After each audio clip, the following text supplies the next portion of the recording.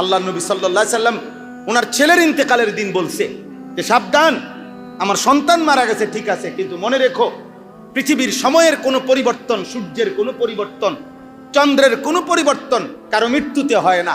বরং আব্দুল কাদের জিলানী যখন মৃত্যুবরণ করছে তখনও সময় চলমান। ফেরাউন আর নমরুদ যেদিন মারা গেছে সেদিনও সময় চলমান। আনুগত্য কিংবা অবাধ্য কোনো কারণেই সময় থামে না। থামে?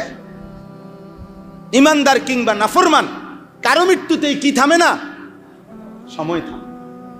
সূর্য থামে না, চন্দ্র থামে না, রোদ বৃষ্টি থামে না। অ্যাক্সিডেন্ট কিংবা দুর্ঘটনা কোনো কিছুতেই পরবর্তী যাত্রীরা থামে না, পিছনের গাড়ি চলতেই থাকে, পিছনের গাড়ি চলতেই থাকে। অতএব আলহামদুলিল্লাহ, আপনারা যারা আসছেন প্রত্যেকের কাছে আমার প্রথম কথা এটা, এই ইসলাহি মাহফিল এটা শুধু একটি মাহফিল না, এটা একটা ফিকির, এটা একটা মেহনত, এটা একটা ধারাবাহিক প্রচেষ্টা, এটা ধারাবাহিক মেহনত, এটা লাগাতার মেহনত। অকুনু মা'আস সাদিকিন মাওলানা সাহেব বলছেন মাগরিবের নামাজের সালাম ফিরিয়ে। এই ওয়াকুনু এই শব্দটির মধ্যে দাওয়াম এবং ইস্তিমরার আছে। এই আমরের সিগা ফেলে মুজারের থেকে কি হয়? গঠিত হয়। আর মুজারের অর্থের মধ্যে কি আছে? দাওয়াম আছে, ইস্তিমরার আছে। অর্থাৎ অকুনু মা'আস সাদিকিন অর্থ হইল, হে ঈমানদারগণ, আল্লাহকে ভয় করো, তাকওয়া অবলম্বন করো, গুনাহ থেকে বাঁচো এবং ধারাবাহিকভাবে আল্লাহর প্রিয় বান্দাদের সঙ্গী হয়ে থাকো। এক বেলা আধ বেলা না, হঠাৎ না, হঠাৎ না, বরং জীবনটাকে ধারাবাহিকভাবে আল্লাহ ওয়ালার সাথে সম্পৃক্ত রাখো। একেবারে পৃথিবীর সর্বোচ্চ বুজুর্গেরও ইসলাহ জরুরি, সর্বনিম্ন মানুষটারও ইসলাহ জরুরি, সংশোধন। ইসলাহ আমারও দরকার, ইসলাহ আপনাদেরও দরকার, ইসলাহ পীর সাহেবেরও দরকার, ইসলাহ মুরিদ সাহেবেরও দরকার, ইসলাহ খতিব সাহেব ইমাম সাহেবেরও দরকার, মুসল্লি সাহেবেরও দরকার, সবার দরকার। মাদ্রাসাওয়ালাদেরও দরকার, সাধারণ মানুষদেরও দরকার, উস্তাদেরও দরকার, ছাত্ররও দরকার। ইসলাহ জরুরি, ইসলাহ জরুরি। ইন্নামাল মুমিনুনা ইখওয়া ফাআসলিহু বাইনা আখাওয়াইকুম। মুমিনগণ পরস্পর ভাই ভাই। আল্লাহ তাআলা বলেন, অতএব ভাই ভাই একে অপরের ইসলাহ করে দাও। কি করে দাও? আপনার দিকে আমি তাকাবো, আমার দিকে আপনি তাকাইবেন। আমার আখিরাতের ব্যাপারে আপনি একটু খেয়াল রাখেন, আপনার আখিরাতের দিকে আমিও একটু খেয়াল। এই হলো বন্ধুত্ব, তাকওয়ার বন্ধুত্ব। আল্লাহ তাআলা কোরআনে ওয়াদা দিছে, এক বন্ধু যদি আরেক বন্ধুকে, এক সঙ্গী যদি আরেক সঙ্গীকে গুনাহ থেকে বাঁচবার ক্ষেত্রে বন্ধুত্ব করে, আল্লাহর ইবাদতের ক্ষেত্রে বন্ধুত্ব করে, খোদার কসম আল্লাহ বলছে কিয়ামতের দিন আল্লাহ তাদেরকে ডেকে বলবে, তোমরা কোনো ভয় করো না। আর একটু পরে বলবে, তোমরা তোমাদের বন্ধুদেরকে সাথে নিয়ে হাত ধরাধরি করে উদখুলুল জান্নাতা আনতুম ওয়া আজওয়াজুকুম তুহবারুন, তোমরা বন্ধুদেরকে নিয়ে জান্নাতে ঢোকো, সঙ্গীকে নিয়ে জান্নাতে ঢোকো। স্বামী স্ত্রী যদি নেক কাজের সঙ্গী হয় তাহলে একজন আরেকজনকে হাত ধরাধরি করে জান্নাতে ঢোকে। দুই বন্ধু যদি নেক কাজের সঙ্গী হয় তো এক বন্ধু আরেক বন্ধুর হাত ধরাধরি করে জান্নাতে ঢোকে। সুবহানাল্লাহ। আল আখিল্লাউ ইয়াউমাইদিন বা'দুহুম লিবা'দিন আদুউন ইল্লাল মুত্তাকিন। অতএব ইসলাহ জরুরি আমাদের, এটা আমাদের জীবনের জরুরি একটা বিষয়। প্রতিনিয়ত আমরা অনেকেই বুঝতে চাই না, ও ফিসাব কিতা, মুরিদ কিতা, হ্যাঁ ধোকাবাজি, দান্দাবাজি। আরে ভাইয়া, যদি নির্দিষ্ট সুনির্দিষ্ট যিনি যেখানে যে কাজে দান্দাবাজি করছে আপনি তাকে চিহ্নিত করেন, কথা বোঝেন নাই? ডাক্তারি মানে কি? দান্দাবাজি। কথা বলেন না? ডাক্তারি মানে দান্দাবাজি, ইঞ্জিনিয়ারিং মানে দান্দাবাজি, রাজমিস্ত্রি মানে দান্দাবাজি, ইলেকট্রিক মিস্ত্রি মানে দান্দাবাজি। কিন্তু ওইখানে কোনো দান্দাবাজ নাই, কথা বলেন না? তো সোজা বাংলা। সুনির্দিষ্ট দান্দাবাজকে আপনি কি করেন? চিহ্নিত করেন, সে যেখানেই হোক। সুনির্দিষ্ট অপরাধীকে আপনি চিহ্নিত করেন, সে যেখানেই হোক, সে যেখানেই হোক। আমরা কাবা শরীফে তাওয়াফ অবস্থায়ও দেখছি, আল্লাহর ঘরে তাওয়াফ করতেছে এমন ব্যক্তিকে পুলিশ আলগি দিয়ে ধরে দিছে গা, এটা আমার নিজ চোখে দেখছি। এই জন্য যারা তাওয়াফ করে সব দান্দাবাজ, তাইলে অতএব ইসলাহে নফস জরুরি, আত্মসংশোধন। এই যুগ যুগ ধরে পীর বুজুর্গ, আউলিয়া, মাশায়েখ, হক্কানি আল্লাহওয়ালা মুরব্বিগণ খানকার মাধ্যমে, ইসলাহি বয়ানের মাধ্যমে, বিভিন্ন মাধ্যমে আত্মসংশোধনের কাজ করে। এটা কোনোভাবেই পরিত্যাজ্য নয়, এটা কোনোভাবেই বন্ধ হওয়া উচিত নয়, বরং প্রত্যেক জায়গায় দুনিয়াবি বিষয় হোক আর আখিরাতের বিষয় হোক, যেখানে যে ক্ষতি দান্দাবাজি তাকে নির্ধারণ করা, চিহ্নিত করা, এটা সবার জন্যই জরুরি, সবার জন্যই। এই কারণে ইদানিংকালে আইসা নতুন প্রজন্মকে সুনির্দিষ্টভাবে, পরিকল্পিতভাবে ইসলামের মুখোশধারী, লেবাসধারী অনেকেই এটা বুঝাইতে চায়, এটা বুঝাইতে চায়। বাংলা বুখারী শরীফ আছে, বাংলা কিতাব আছে, ফেসবুকে কোনটা নাই? ইউটিউবে সার্চ দিলে আপনি যে কোনো সময় যে কোনো কিছু পাবেন। অ্যাপসের মাধ্যমে আপনি যা ইচ্ছা তাই পাবেন। এখানে অমুকের কাছে, তমুকের কাছে, হুজুরদের কাছে ঘুরতে হবে কেন? আপনার মোবাইলই তো আপনার জন্য যথেষ্ট। না খোদার কসম, ইসরাফিলের ফু পর্যন্ত ব্যক্তি ছাড়া, আল্লাহওয়ালার সান্নিধ্য ছাড়া, জীবন্ত মানুষের সোহবত ছাড়া আখিরাত, পরকালীন মুক্তি কঠিন কঠিন কঠিন হবে। আর যদি আপনার আরো তর্ক করতে মন চায়, তাহলে তর্কের ডেট দিলে ওই সময় আইলে ভালো হবে। আমি আমু, অসুবিধা কি? আলাদা ডেট দিবেন, অথবা আমার থেকে ডেট নেবেন যে হুজুর ঝগড়ার জন্য একটা আলাদা ডেট দিলে ভালো হয়। তো ইনশাআল্লাহ আমি সুযোগ করে ডায়েরি দেখে আলাদা ডেট দিব, যেদিন ঝগড়া হবে, আপনার লোকে তর্ক হবে ইনশাআল্লাহ। না পারলে আমি আমার খরচে লোক আনো, মারো, অসুবিধা কি? আমি নিজে না পারলে আরো লোক আনবো, অসুবিধা কি? আপনিও লোক আনবেন। অতএব ইসলাহ জরুরি। ইসলাহ কি বলেন না? এই শব্দটি মাসদার, শব্দমূল। অতএব এখানের মধ্যে দুইটা জিনিস দুই পাশে থাকতে হবে। একদিকে হলো যিনি ইসলাহ করবেন, আরেক দিকে হলো যিনি ইসলাহ হবেন। যিনি ইসলাহ হবেন, একজন হবে মুসলিহ, আরেকজন হবে মুসলাহ। একজন হবে মুজাক্কি, আরেকজন হবে মুজাক্কা। হ্যাঁ, একজন হবে মুরাব্বি, আরেকজন হচ্ছে মুরাব্বাহ। একজন হলো যিনি তারবিয়ত করবেন, আরেকজন হলো যিনি তারবিয়ত নিবেন। একজন হলো যিনি ইসলাহ করবেন, আরেকজন হলো যিনি ইসলাহ হবেন। একজন হলো যিনি পরিশুদ্ধ করবেন, আরেকজন হলো যিনি পরিশুদ্ধ হবেন। এই নিজাম যুগ যুগ ধরে ইসলামের জন্য এটা জরুরি। ইন্নামাল ইলমু বিত্তাআল্লুম, বুখারীর riwayat। আল্লাহর নবী সাল্লাল্লাহু আলাইহি সাল্লাম বলছে, ইসলামের প্রথম দিন থেকে দিন শিখতে হবে, ইলম শিখতে হবে, আখিরাতের সবকিছু শিখতে হবে। কারো কাছে শিষ্যত্ব, ছাত্রত্ব, শাগরিদ হয়ে এটাই একমাত্র পদ্ধতি। বুঝেন নাই আমার কথাটা? কারো কাছে বসতে হবে আপনাকে, কারো কাছে বসতে হবে আপনাকে।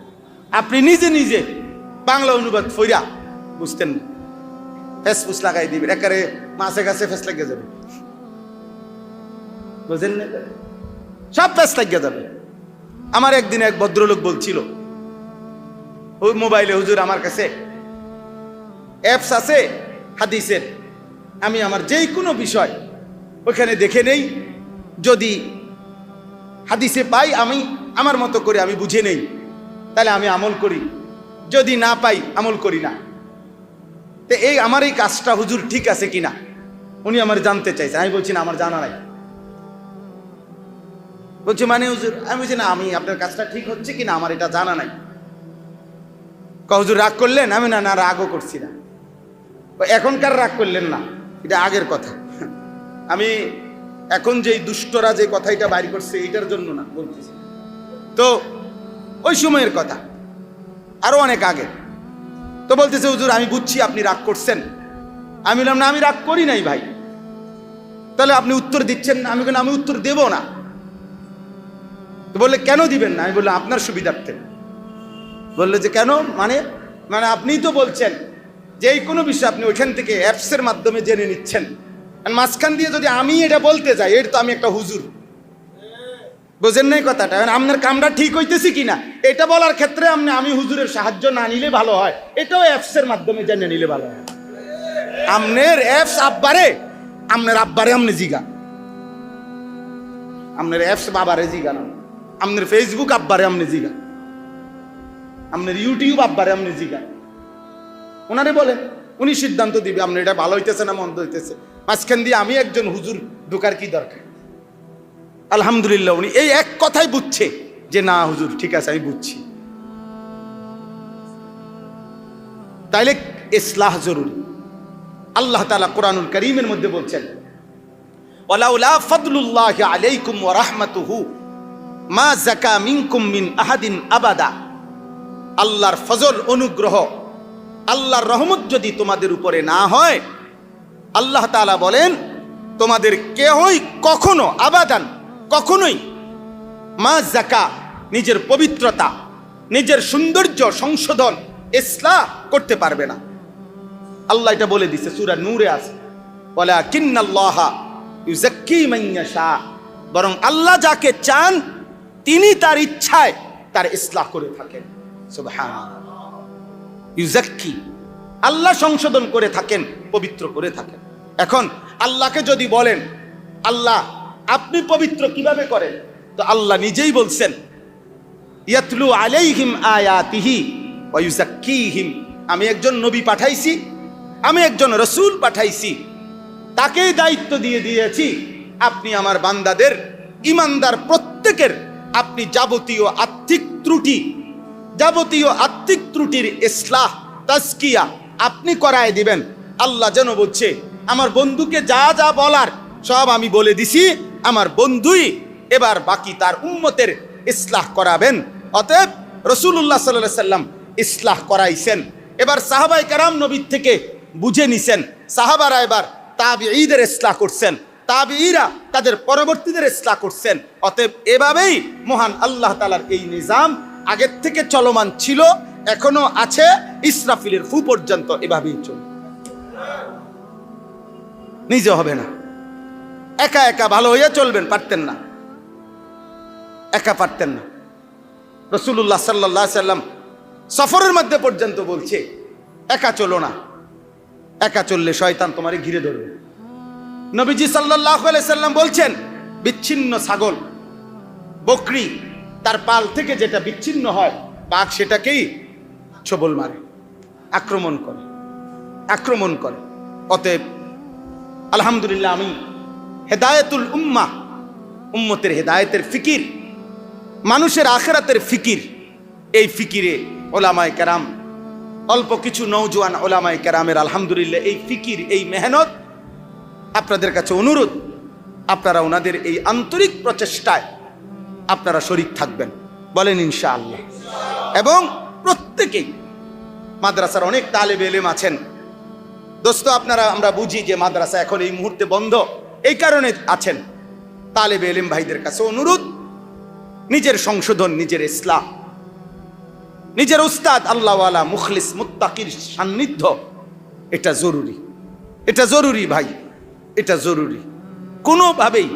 কোনোভাবেই এই সমাজের লক্ষ কোটি তালেবে ইলম আমাদের যারা আছেন, দোস্ত আমি অনুরোধ করি, চারিদিকে তোমার আত্মীয় স্বজন, চাচাতো ভাই, জ্যাঠাতো ভাই, মামাতো ভাই, ফুফাতো ভাই, খালাতো ভাই, যত রকমের স্বজন তোমার বয়সী, প্রত্যেকের হাতেও যদি একটা বড় মোবাইল থাকে আর রং তামাশার ফুর্তি করে, তুমি এর মাঝখানে দাঁড়াইয়াও তুমি একা ঘোষণা দাও লা ইলাহা ইল্লাল্লাহ, আমি আল্লাহকে মানি, আমি নাফরমানি করব না, আমি ইনশাআল্লাহ আল্লাহর দ্বীন শিখবো, মানুষকে আল্লাহর কথা বলেই বেড়াবো ইনশাআল্লাহ। মোবাইলের আসক্ত নওজোয়ান তোমারে দিয়ে পৃথিবীর কোনো কাম হবে না। সর্বোচ্চ ফ্যাট, সর্বোচ্চ দুইটা চাহিদা, পেটের চাহিদা আর লজ্জাস্থানের চাহিদা, এই দুই চাহিদা হয়তো তোমার জীবনে পূরণ হইতে পারে, কিন্তু দেশ, জাতি, পৃথিবী, উম্মতের ফিকির মোবাইলে আসক্ত কারো দিয়ে হবে না। এই বেয়াদব, তোমার লজ্জা লাগে না বেটা?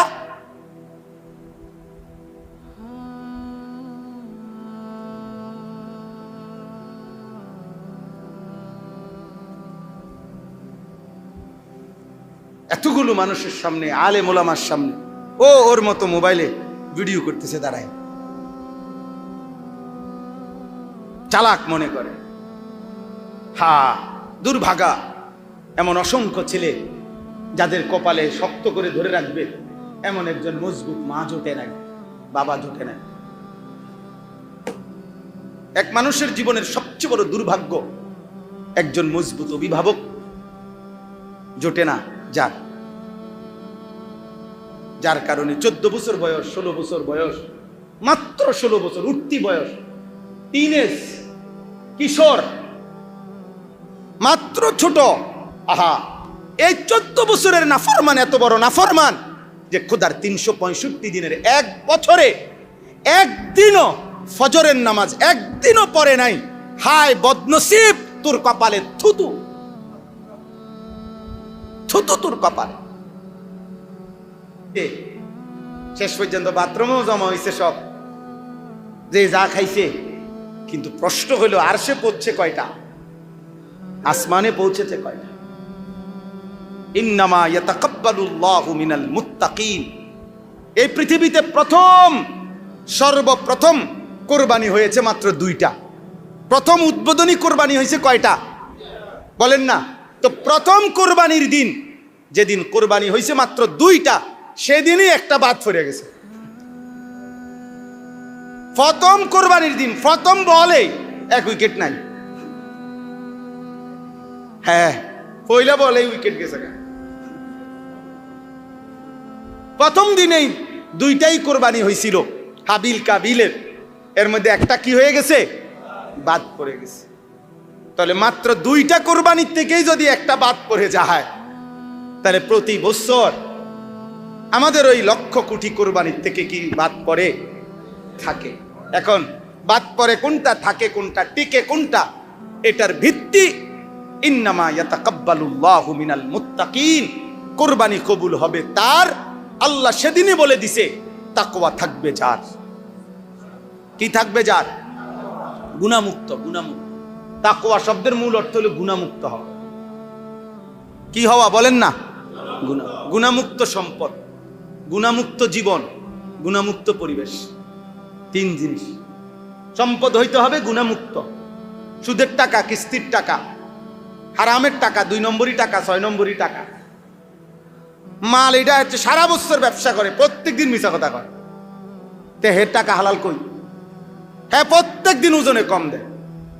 হ্যাঁ, যেই মালটাই বেচে এটা 6 নম্বর, হেতে কয় 1 নম্বর। মাল এটা তার বাড়িতে বানাইছে, কয় জাপানি। কাঁচা মিথ্যা কথা, আমাদের দেশে একটা কথা কয়, কাঁচা মৃত্যু, মানে করে ডাহা মিথ্যা কথা বলে। এটা হারাম না? কথা বলেন না কেন? তো লা ইয়াহিল্লু মালু ইমরিইন মুসলিমিন ইল্লা বিতিয়্যিবি নাফসিহি। কোন মানুষের দিলের খুশি ছাড়া যদি কেউ কিছু নেয়, সেটা হালাল হবে না, নবী সাল্লাল্লাহু আলাইহি সাল্লাম বলেছেন। তাইলে গুনাহমুক্ত সম্পদ, গুনাহমুক্ত জীবন, গুনাহমুক্ত জীবন। কোরবানি করতে নাড়ছেন আপনি? গতকাল ফজরের নামাজ পড়ছিলেন? আজকের ফজরের নামাজ পড়ছেন? 5 ওয়াক্ত নামাজ পড়ছেন? 10টা বাজে আড্ডি কুটা শুরু করছে, গোশত কুটা শুরু করছে। জোহরের নামাজও পড়লো না, আসরের নামাজও পড়লো না, মাগরিবের নামাজও পড়লো না, নাফরমান। হে কোরবানি করে আল্লাহর জন্য। হ্যাঁ, আমরা চিরা খাই, আমরা বুঝি না। আপনি আল্লাহর জন্য কোরবানি দিছেন, আমরা ব্যাককল সব। আল্লাহর জন্য কোরবানি এটা, কথা বলেন না কেন? জোহরের নামাজ যে পড়লো না, তুমি আল্লাহর জন্য কোরবানি দিছ।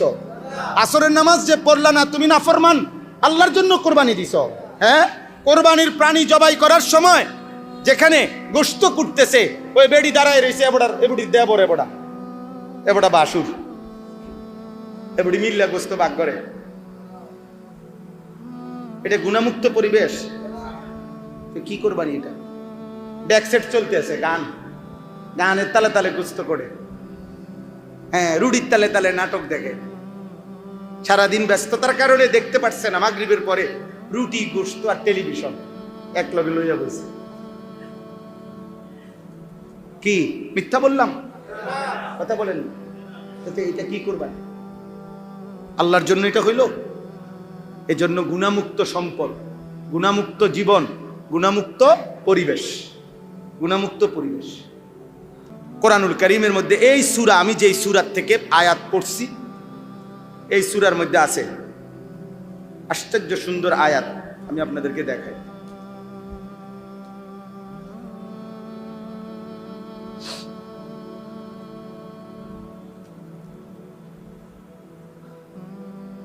এই দেখেন, এইখানে আছে 117 নম্বর আয়াত, কোরআনুল কারীমের 12 নম্বর পারা, 11 নম্বর সূরা, সূরা হুদ, যেই সূরার আয়াত আমি পড়ছিলাম আর কি শুরুতে।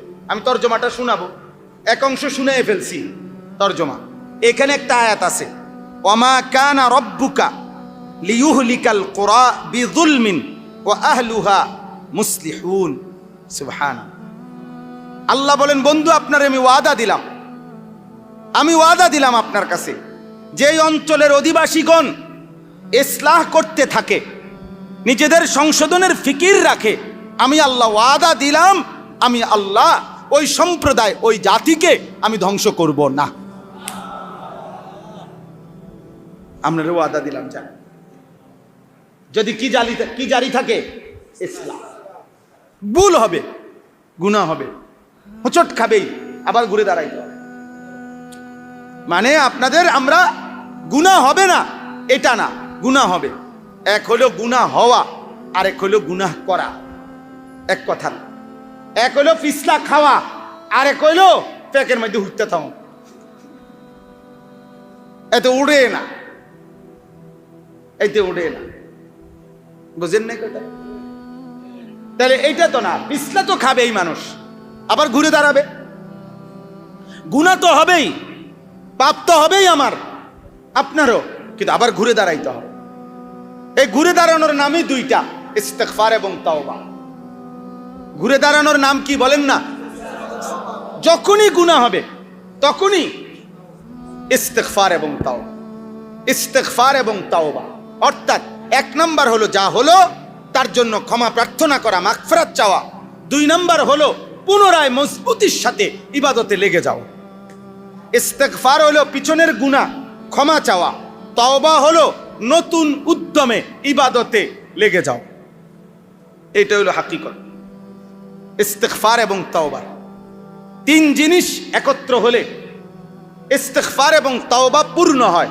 এক, পিছনে যা গুনাহ হয়েছে ছেড়ে দেওয়া। দুই, আর করবে না এ কথার দৃঢ় সিদ্ধান্ত দেওয়া।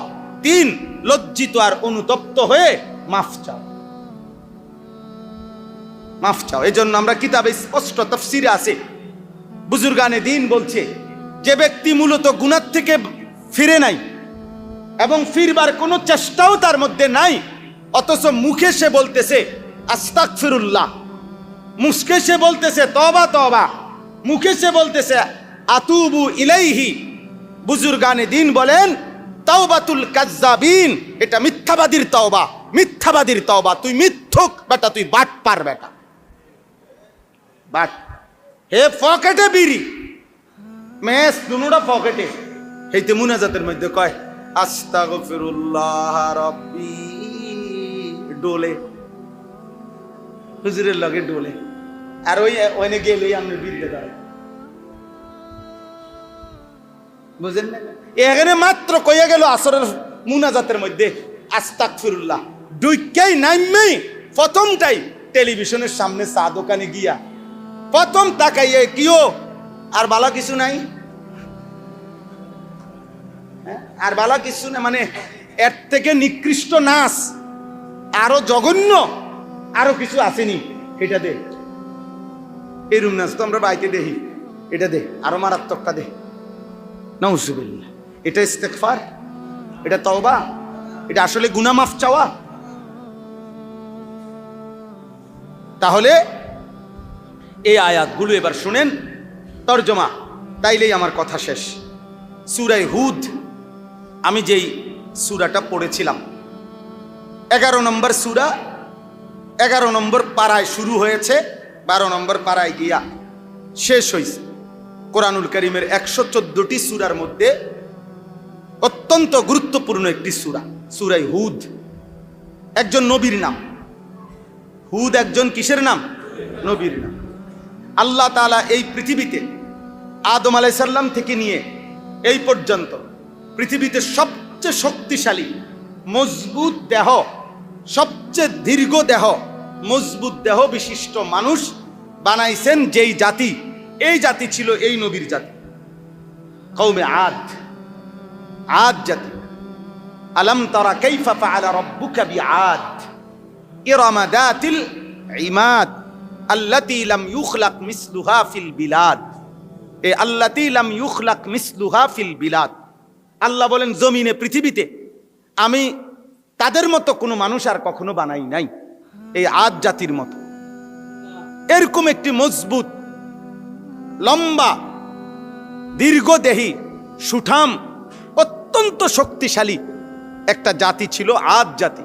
আল্লাহ তাআলা যাদেরকে এই পৃথিবীতে সৃষ্টি করেছিলেন, তো ওই জাতির নবীর নাম ছিল কি? হুদ আলাইহিস সালাম।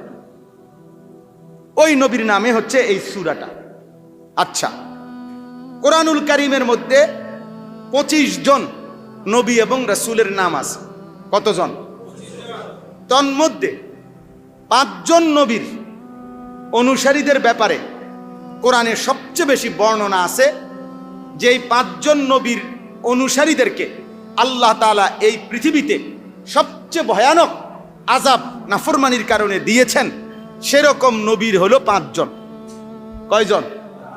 নূহ আলাইহিস সালাম একজন, হুদ আলাইহিস সালাম দ্বিতীয় জন, সালেহ, কওমে সামুদের যিনি নবী ছিলেন, সালেহ আলাইহিস সালাম তৃতীয় জন, লূত আলাইহিস সালাম চতুর্থ জন, শুআয়ব আলাইহিস সালাম পঞ্চম জন। এই 5টি জাতি, ও কারেন্ট চলে যাক, অসুবিধা ইচ্ছে হোক, আপনি ওয়াজ শেষ হোক। আগেই তো সিদ্ধান্ত হয়েছে যে গরমে অসুবিধা হইব না, তো আর হাকিমুল উম্মত, মুজাদ্দিদুল মিল্লাত হযরত মাওলানা শাহ আশরাফ আলী থানভী রাহমাতুল্লাহি আলাইহি, উনি সবসময় বলতেন, ওনারে যদি কেউ বলতো যে হযরত আমি এই গুনাহ করি, সেই গুনাহ করি, আপনি আমারে কি করতাম, একটা বুদ্ধি কর, হযরত সবসময় আগে বলতেন, এটা ছেড়ে দিবা, এটা ছেড়ে দিবা। বুঝেন নাই কথাটা? তো এখন উনি বলতেন, মনে রেখো, এটাই প্রেসক্রিপশন। অর্থাৎ কোনো মানুষ যে সুস্থ স্বাভাবিক মানুষ কাকে বলে? তাকেই বলে যে করতেও পারে, ছাড়তেও পারে, আর নাই তো সে মাজুর। বুঝেন না? আমার এই হাত, এটা আমি সুস্থ আলহামদুলিল্লাহ এখন, ফলে আমি হাত এটা উঠাইতেও পারি, নামাইতেও পারি, হাত এটা আমরা নাড়াইতেও পারি, স্থিরও রাখতে পারি। কিন্তু যদি এমন হয় যে হাত এটা শুধু সারাক্ষণ নড়ে, কোনোভাবেই এটা থামে না, আমি থামাইতে পারছি না, তাইলে এটা কি সুস্থ না অসুস্থ? মাজুর এই লোক, ঠিক না? তাইলে নিয়ম হলো এটাই, যে করতে পারে সে ছাড়তেও পারে, এটাই সুস্থতার লক্ষণ, এটাই। অতএব তুমি গুনাহ যেহেতু করতে পারছো, তাই এটাই প্রমাণ করে তুমি ছাড়তেও পারবা। বুঝেন না কথাটা? আর আমনে যদি মাজুর তো নামনে যে হুজুর আমার কথাই এই সিস্টেম যে আমি বাইরে ওই মিশা কথা, বুঝেন নাই কথাটা? আমি কথা এই সারা আগ করলেই আমি মিশা কথা কই। আমি বহুত চেষ্টা করে চাইছি হুজুর, কিন্তু আমার মিশা কথা ছাড়া কোনো কথাই বাইর হয় না। এমন এটা না যে ইচ্ছা করলে মুখ খুলে সে বন্ধও করতে পারে। তাহলে অতএব যে গুনাহ করে সে গুনাহ ছাড়তেও পারে। অতএব সমাধান এটাই, চিকিৎসা এটাই। আমনে করবেন সুদ, কিস্তি, বাটপারি, জিনা, ব্যভিচার, মদ, নাটক, আর আমনে আমার বলে আমি কি করতাম? তা আমি আপনার শুধু ফু দিতাম, বুঝলেন না? আমি আপনার ফু দিলাম, আমনের সাথে সাথে আব্দুল কাদের জিলানীর স্বাস্থ্য ভাই হয়ে গেলেন। এটা এরকম না। তো ঠিক এটার অর্থ হইলো, এটা বলতে চাচ্ছি যে গরমের এই বিষয়টাও আপনার কাছে যদি আপনি একটু বিকল্প বিপরীতটা ভাবেন যে গরম আমার জন্য কোনো বিষয় না, সুস্থ স্বাভাবিক মানুষের জন্য এটা সম্ভব। এটা সম্ভব কিনা বলে? হ্যাঁ, আপনি বড় দিকে তাকান, বড় দিকে তাকান, যে জাহান্নামের আগুন এর চাইতে বেশি গরম, জাহান্নামের আগুন এর চাইতে বেশি গরম। যদি এটা কেউ ভাবতে পারে কলিজায়, তো এই গরম তার জন্য কোনো কষ্টকর হবে না। আল্লাহ আমাদেরকে মাফ করে দেন। চলেন, তো এই 5 জন নবী কোরআনুল কারিমে আল্লাহ তাআলা বহু সূরার মধ্যে এই 5 জন, অন্যান্য নবীদের কাহিনী তো আছেই, এই 5 জন নবীর কাহিনী এবং তাদের কওমকে আল্লাহ তাআলা চূড়ান্ত আযাব দিছে, একেবারে শেষ করে দিছে। পুরা যে কয়েকজন ইমানদার অল্প অল্প ছিল ওদেরকে বাদ দিয়ে বাকি পুরা জাতি, ছোট বড়, কুলের বাচ্চা, দুধের বাচ্চা, জওয়ান বুড়া একসাথে শেষ করে দিছে। যে কয়টা জাতিকে, এর মধ্যে এই 5টা জাতি। কথা বুঝছেন কিনা? নূহ আলাইহিস সালাম, হুদ আলাইহিস সালাম, সালেহ আলাইহিস সালাম, শুআইব আলাইহিস সালাম, লূত আলাইহিস সালাম। আকপিস হইতে পারে সিরিয়াল, এটার কোনো সমস্যা নেই। মানে এই 5 জন, এই 5 জন নবীর কাহিনী। আর অতিরিক্ত কম বেশি আযাবের কথা অন্যান্য জাতি, ব্যক্তি, কওমকেও আছে, সেগুলো বর্ণনা আছে। যেমন ফেরাউনের শাস্তি কোরআনে আছে, নমরুদের শাস্তির কথা কোরআনে আছে, কারুনের শাস্তির কথা কোরআনে কি আছে, সেগুলো আছে। তো এই 5টা জাতি যাদের পাপের কারণে আল্লাহ তাআলা তাদেরকে একেবারে শেষ করে দিছে, এই 5টা জাতির ঘটনা বলি। পাপ, নবীদের তাদেরকে ফেরানোর জন্য চেষ্টা এবং সর্বশেষ আল্লাহর চূড়ান্ত আযাব, এই ঘটনাগুলো, এই কথাগুলো সবচেয়ে বেশি বিস্তারিত বিশদভাবে যে সূরাতে বর্ণনা হয়েছে, এটা এই সূরা, সূরা হুদ। কোরআনুল কারীমের মধ্যে সবচেয়ে বেশি বিস্তারিত ধ্বংসপ্রাপ্ত, আল্লাহর আযাবে ধ্বংসপ্রাপ্ত জাতির ঘটনা সবচেয়ে বেশি বর্ণনা আছে কোন সূরায়? সূরা হুদে। এজন্য এই সূরা নাজিল হওয়ার কিছুদিন পর, এই সূরা পূর্ণ যখন নাজিল শেষ হলো, কিছুদিন পরে আমাদের নবী সাল্লাল্লাহু আলাইহি ওয়াসাল্লামের চেহারা মোবারকের মধ্যে সর্বপ্রথম 1টা বা 2টা দাড়ি পাইকা গেছে, সাদা হয়ে গেছে। তখন হযরত আবু বকর সিদ্দিক রাদিয়াল্লাহু তাআলা আনহু বললেন, ইয়া রাসূলুল্লাহ কাদ শিবতা, হে আল্লাহর নবী, আপনি দেখি বুড়ো হয়ে যাচ্ছেন, আপনার চুল, দাড়ির চুল তো সাদা হয়ে গেল, 2টা 3টা, এই প্রথম দেখছেন সাহাবী। তখন নবী সাল্লাল্লাহু আলাইহি সাল্লাম বললেন আবু বকর সিদ্দিককে, শাইয়াবাতনি হুদ, আবু বকর বিশ্বাস করো, সূরা হুদ আমারে বুড়া বানায় ফেলছে। সূরা হুদ আমাকে কি বানায় ফেলছে?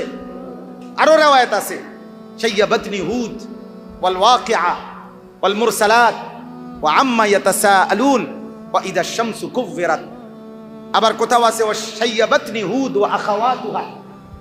সূরা হুদ এবং অন্য যেই সূরাগুলোতে পূর্ববর্তী নাফরমান জাতির আযাবের বর্ণনা আছে, ওই আযাবের ভয়, না জানি আমার উম্মত যদি আবারও ওই পাপে লিপ্ত হয়, আমার উম্মতের কি হবে। খোদার কসম নবী বলছে, আবু বকর, এই ভয় আর এই পেরেশানি আমারে বুড়া বানায় ফেলছে, আমারে বুড়া বানায় ফেলছে। আহা, আমার জাতীয় যদি, আমার কওম, আমার উম্মত যদি নূহের মতো, তার জাতির মতো নাফরমানি করে, আমার উম্মতের কি হবে? হুদের জাতির মতো, শুআইবের জাতির মতো, সালেহের জাতির মতো, লূতের জাতির মতো যদি পাপ শুরু করে, আমার উম্মতের কি হবে? এই ভয়, এই অস্থিরতা, আল্লাহ নবী সাল্লাল্লাহু আলাইহি সাল্লামের চুল দাড়ি সাদা হওয়া শুরু হয়ে গেছে। এজন্য এক মুসলমান হিসাবে আমাদের জন্য এটা জরুরি বুঝা, ভাইয়া, এই পৃথিবীতে আল্লাহ তাআলা সেই নূহ আলাইহিস সালামের জামানাত থেকে আবহমান কাল আল্লাহ তাআলা এই নমুনা এই পৃথিবীতে বারবার দেখাইছেন যে বান্দা, একটা জরুরি কথা এই আপনারা সবাই মনে রাখেন, আল্লাহ তাআলার চূড়ান্ত প্রত্যেকের পৃথক পৃথক বিচার, শান্তি এবং শাস্তি, জান্নাত কিংবা জাহান্নাম, প্রত্যেকের আলাদা আলাদা, একজন একজন। এটা আল্লাহ তাআলা চূড়ান্ত ফয়সালা দেবেন হাসরের মাঠে। এজন্য দুনিয়াতে আল্লাহ তাআলা প্রত্যেক পাপীকে শাস্তি দেয় না। দুনিয়াতে আল্লাহ তাআলা প্রত্যেক জালেমকে শাস্তি দেয় না। দুনিয়াতে আল্লাহ তাআলা প্রত্যেক অপরাধীকে শাস্তি দেয় না। কিন্তু কসম আল্লাহর, এটা মনে রাখতে হবে, দুনিয়াতে আল্লাহ তাআলা প্রত্যেক পাপীকে ছেড়েও দেয় না। দুনিয়াতে আল্লাহ তাআলা প্রত্যেক জালেমকে ছেড়েও দেয় না। দুনিয়াতে আল্লাহ তাআলা প্রত্যেক অপরাধীকে ছেড়েও দেয়।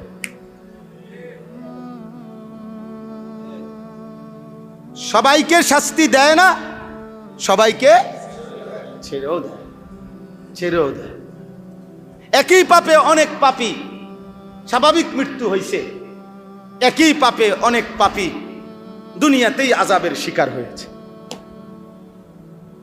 এখন দুনিয়াতেই বাঁচা যাবে কে, আর শাস্তির মুখোমুখি হবে কে, এই নিশ্চয়তা তো আমার কাছে আপনার কাছে নাই, আছে? অতএব আল্লাহর নাফরমানি থেকে স্বাভাবিক কমন সেন্স, স্বাভাবিক যুক্তিতেই আল্লাহর নাফরমানি থেকে বেঁচে থাকা দুনিয়াতেও এজন্য জরুরি যে যদি আমার উপরে আযাব আসে, ওর উপরে আসে নাই বুঝলাম, ওর উপরে আসে নাই, এই রাস্তাই তো সেই রাস্তা। মনে করেন যেই রাস্তাতে দিনের পর দিন শত শত গাড়ি নিরাপদেই গন্তব্যে যায়, এটা অ্যাক্সিডেন্ট করলো কা? এটাই তো সেই ফেরি, যেই ফেরিতে শত শত গাড়ি পার হইল, এই বাসিটা ফিরে গেল কা? এটাই তো সেই রাস্তা, যেই রাস্তাতে লক্ষ লক্ষ শত শত মোটরসাইকেল পার হয়ে গেল, এই মোটরসাইকেল অ্যাক্সিডেন্ট করলো কা? বলে। তাইলে বুঝা গেল এই জোয়ান ভাই, আজ বাইচা গেছো কাল বাইচা গেছো, এ কথা ভেবে দুনিয়াতে তুমি প্রতিদিন বেঁচে যাবে, এটা ঠিক না। এই মিথ্যা, এই নাটক, সিনেমা, মোবাইলের এই নর্তকী দেখা, আহা আমাদের এই সন্তানদের, আমাদের এই বোনদের নাফরমানি জিন্দিগি, একে তো আমরা কেউই আল্লাহর আযাব থেকে নিরাপদ না, দ্বিতীয়ত সামষ্টিকভাবেও আল্লাহ এবং আল্লাহ রসুলের ওয়াদা যখনই পাপের সীমা অতিক্রম করে, ওয়ালা নুযীকান্নাহুম মিনাল আযাবিল আদনা দুনাল আযাবিল আকবার। এখানে তাফসীরে একটা আশ্চর্য সুন্দর কথা আছে। দুনিয়াতে অসংখ্য নিয়ামত আছে, আল্লাহ সকলকেই দেয়। দুনিয়াতে অসংখ্য আযাব আছে, আল্লাহ সকলকেই দেয়। এটা দুনিয়াবি নিজাম। আর আখিরাতের নিজাম ফারদান ফারদান, একজন একজন, একজন একজন। অর্থাৎ আপনি একজন শান্তি সুখের উপযুক্ত, তা আপনি এর সুখ দিবে। উনি আযাবের, তো ওনারে আযাব। এই বাড়ির সবাই এমনি হিসাব না, এই গ্রামের সবাই আখিরাতের হিসাব কি না, এমনি না, ফারদান ফারদান, একজন একজন, একজন একজন। কিন্তু দুনিয়াতে সুখ আসলে সবাই সুখ পায়, দুঃখ এবং মুসিবত আযাব আসলে সবাই আযাব, সবাই আযাব। এই জন্য দুনিয়াতে গুনাহ থেকে বাঁচা, নাফরমানির থেকে বাঁচা, অন্যকে বাঁচানোর চেষ্টা করা, এটা নিজের প্রয়োজনেই দরকার। নিজের প্রয়োজনে, নিজের পরিবার, নিজের জীবনের প্রয়োজন। আমরা গত কয়দিন চিল্লাইছি, প্রত্যেক দিন বলছি যে 8 বছরের যেই কন্যা ধর্ষিতা হলো, 8 বছরের যেই কন্যা 2 টুকরা হয়ে গেল, এটা দোস্ত একটি মেয়ের ঘটনা না, একটি জাতির অধপতন, একটি দেশের অধপতন, একটি সম্প্রদায়ের অধপতন। আজকে আমাদের সমস্ত কিশোর যুবক নওজোয়ান যে পরিমাণ মোবাইলে আসক্ত, সমস্ত মোবাইলে আসক্তের একটাই আসক্তি, নারীতে আসক্ত। এক হলো প্রয়োজন, আর এক হলো আসক্ত। এই শব্দের মধ্যে ব্যবধান আছে। বড় মোবাইল প্রয়োজন, আমি বলি হাজারো অফিসিয়াল কাজ, চাকরির কাজ, ব্যবসার কাজ, শিক্ষা প্রতিষ্ঠানের কাজ, এর দরকার আছে। কিন্তু দরকার তো দরকার, খানা তো আমার দরকার, কিন্তু সারাদিন বাত লইয়া কেউ বইয়া থাকে না। বাথরুম তো আমার দরকার, কিন্তু সারাদিন কেউ বাথরুমের কমোটে বসে থাকে না।